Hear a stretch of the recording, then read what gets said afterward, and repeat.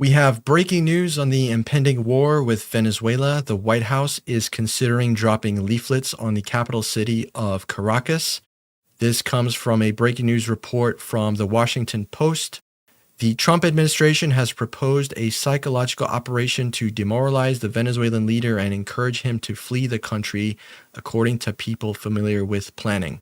This is not confirmed or this is not stated as this is what they're going to do, but they've been discussing this according to sources. And they were initially discussing dropping these leaflets on the president of Venezuela, Maduro's birthday, which was yesterday. So that didn't come to fruition. But that doesn't mean that they're considering this plan going forward and could happen any day now as we speak. This comes off the heels of rising tensions between the U.S. and Venezuela as we send the world's largest, most capable aircraft carrier down there, the USS Gerald Ford, along with 10 other cruisers we have in the Caribbean right now as we speak. They're flying B-52 bombers off the coast of Venezuela as part of their PSYOP. They've bombed 20 plus fishing boats, as you guys know, over the past couple of months, killing more than 80 people, all without any due process. I mean, these boats have been just targeted and destroyed. A lot of people are calling these war crimes without showing any evidence that any drugs have been on those boats or on their way to the U.S. This administration has made a big splash about tying the Maduro regime to drug trafficking, which, as we've reported before, the cartel of the Suns, which they tie to Maduro, is a non-existent cartel. So that whole claim is just highly, highly skeptical and very, very widely disputed. And as documented, as far as we know, absolutely zero fentanyl comes from Venezuela, and very, very little of the entire drug trade actually does go through Venezuela, somewhere from 5 to 8%. So this whole tying drugs to the Venezuela regime of Maduro is very highly debated and not much substance there. Mike, what do you think about these latest developments with the plan to drop leaflets on the capital city?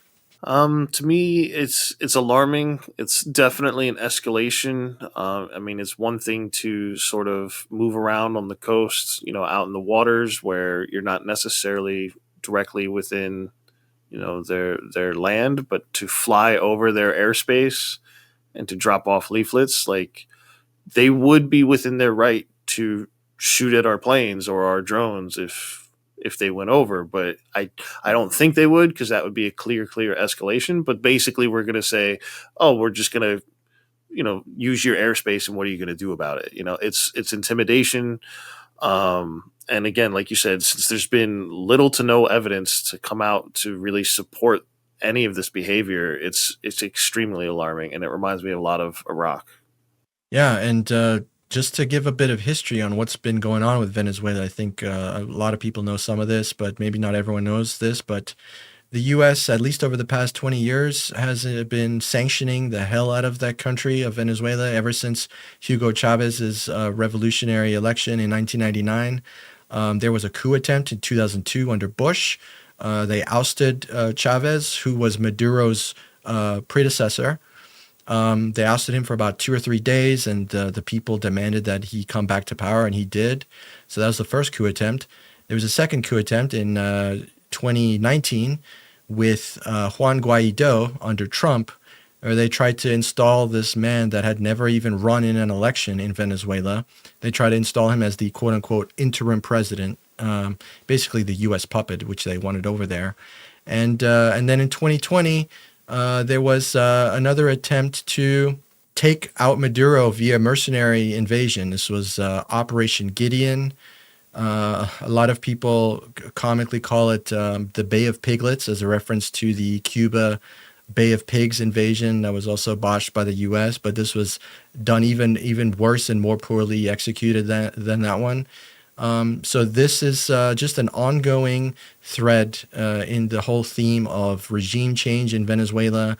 We know that Venezuela has the most oil of any country on this planet, so a lot of people are concluding that that's the main reason the U.S. wants involvement over there. They basically want to install a U.S. favored leader so that we can just move the U.S. Oil companies in there and start extracting their resources. This has been the story of U.S. imperialism for a long time. And it's sad to see all this stuff unfold because usually this does not bode well for the population of the country that we're trying to do regime change on. You mentioned Iraq. Look at the aftermath of what happened there. Total disaster. So many millions dead. So much conflict has occurred in that region since. The U.S. has a history of spurring 30-plus year civil wars in South America. I'm thinking of Guatemala. I'm thinking of Chile. It's just been a really horrible, bloodshed-ridden track record. And it's really sad to see that again here in 2025, modern times. It's like the war machine continues. And there's obviously a lot of speculation on how much the military-industrial complex is playing a role, probably most of it as usual. But it is clear that oil is also a big factor here. And I did want to show you guys some recent polling numbers that we have from Venezuela as well. More Americans oppose than favor the U.S. military force to overthrow Venezuelan President Nicolás Maduro. As you can see here, 17%, only 17% favor the overthrow of Maduro, 38 not sure, and 45 oppose. So the majority of Americans oppose this regime change. Broken down by party ID, we can see that only 6% of Democrats are in favor, 11% of independents, and even just 34% of Republicans, mostly Trump supporters, we would assume, are in favor of this war. So this is good news. This is a good sign. And I just want to show you guys the crosstabs here and break down this information a bit more. The same poll, 71% say that should Trump seek congressional approval to use force in Venezuela? This was another question from that poll. If President Trump wants to use military force in Venezuela, should he first seek authorization from U.S. Congress? 71% say yes. All Americans across the board, 71% say yes, 13% no, and 15% not sure. So again, good news from this poll. And if we look down into the electorate breakup of these numbers, 94% of people who voted for Harris, they say yes, Trump should seek congressional approval for this war. And only 57, still a majority, but it's almost at the halfway point. 57% of Trump supporters say yes, he should seek congressional approval. So again, overall, I would say good news.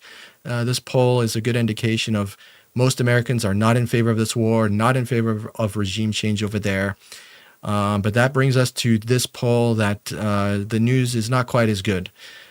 More Americans approve than disapprove of the U.S. military attacking boats containing suspected drug smugglers.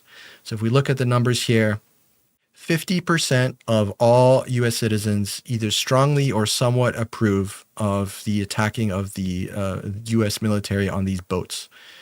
10% not sure, and only 39% are strongly or somewhat disapproving of that. Broken down by party ID, 21% of Democrats strongly support, 44% of independents, and a whopping 85% of Republicans support what we're doing to these, supposed drug smuggling boats that actually are more likely fishing boats. So again, just to go through the negatives on those numbers, Democrats 71% strongly disapprove, so that's good. Independents 40% disapprove, and for the Republicans, it's only 8%. Only 8% of Republicans think that what we're doing with these fishing boats is not good. This poll is very disappointing because it shows that the propaganda is very strong and it's working very well. A lot of people seem to be buying the official narrative that these are drug smugglers, that lots of drugs are coming from Venezuela.